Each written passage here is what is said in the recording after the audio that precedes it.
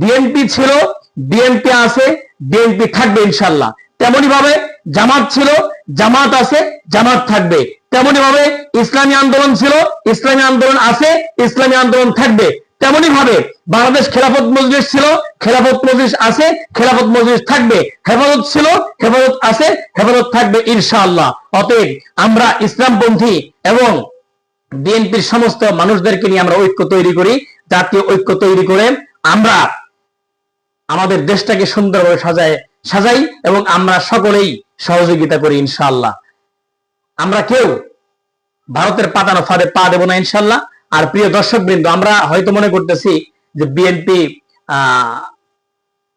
ভারতের ফাঁদে পা দিয়েছে, ভারতের ফাঁদে পড়ে গেছে, এটা আমরা মনে করতেছি যে বিএনপি মনে হয় তাদের ভারতের দাসে পরিণত হবে।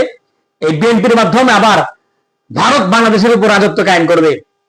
আমি তাদেরকে বলতে চাই, আপনারা ভুলে গেছেন আমাদের ভাই লুৎফর রহমান বাবর সাহেবকে।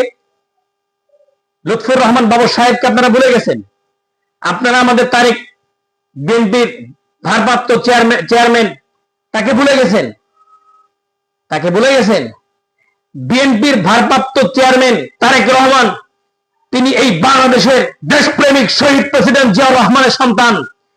তিনি কখনোই বাংলাদেশের সাথে গাদ্দারি করতে পারে না। একজন নেতাকে বলতে চাই, জনাব তারেক রহমান সাহেব, উনি শহীদ প্রেসিডেন্ট জিয়াউর রহমানের সন্তান, উনি সাবেক প্রধানমন্ত্রী বেগম খালেদা জিয়ার সন্তান, আপসহীন নেত্রী বেগম খালেদা জিয়ার সন্তান। সবাই ভুল করলেও বিএনপির যে লিডার জনাব তারেক রহমান, উনি ভুল করবেন না।